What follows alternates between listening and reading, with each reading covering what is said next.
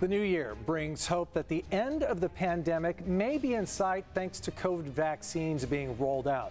But for the families who lost loved ones to COVID-19, forgetting the struggles of last year, it's not easy. Our investigative partners at inewsource have been keeping track of the toll coronavirus has had on the San Diego community. Joining me now is assistant editor and senior investigative reporter Brad Racino to talk about the pandemic's impact here. Brad, thanks for joining us again. Last summer, there were testing issues and other challenges that contributed to many of our early deaths. What did your team find then, and how are those families affected doing now? Well, we found that even taking proper precautions, there were so many ways that people contracted this disease and died as a result. One woman we profiled likely caught the virus from home healthcare workers. In another case, a man sought COVID testing but was denied, even though he was so sick that he died a few days later. And these are people who left behind family members who are still grappling with those losses. And so recently, our reporter Joe Castellano caught up with some of those family members to see how they were holding up during the holidays. And as you'd expect, they're all dealing with their losses quite differently, but they are all finding ways to cope and to heal and also to celebrate the loved ones whom they lost. So many long-term impacts to those families. Losing someone, we forget about the different effects. It's a family leader sometimes. It's an income source that the family relies on.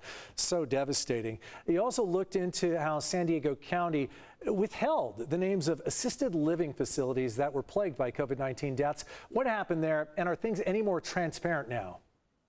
Well, yeah, Jill did a story a while back about a Chula Vista assisted living home where 5 of 6 residents tested positive for the coronavirus and 3 died. And this was early on in the months of the pandemic. And during the course of that reporting, she found that San Diego County won't release the names of any of those facilities locally that have been affected by the virus. And this comes despite outcry from advocates and from journalists who think that information should be made public. Now, today, the county still will not release that information. But a couple weeks ago, our partners at KPDS actually got hold of some leaked data, and it showed that there have been more than 200 outbreaks among nursing homes and senior care facilities since the onset of the pandemic, and it has the names and addresses of those facilities. And in addition to that information, we also found out that there were a lot of outbreaks in restaurants, something that's been a point of contention for a lot of people in this time with the different shutdowns. Coming up soon, inewsource is hosting a panel. It's about facing the pandemic in the new year. What's that about, and how can our viewers take part in this?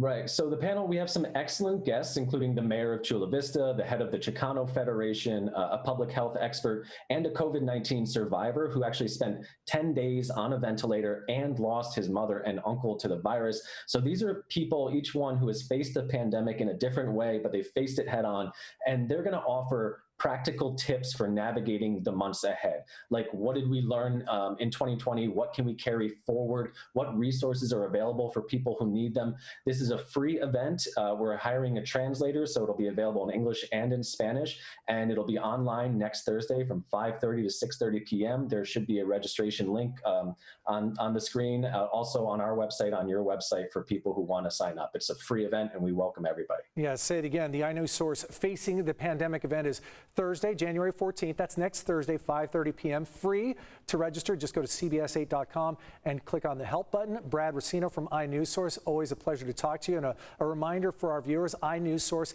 is an independent nonprofit. They do these stories with the money that they get from fundraising. So you can help them out. Go to inewsource.org. Thanks, Brad.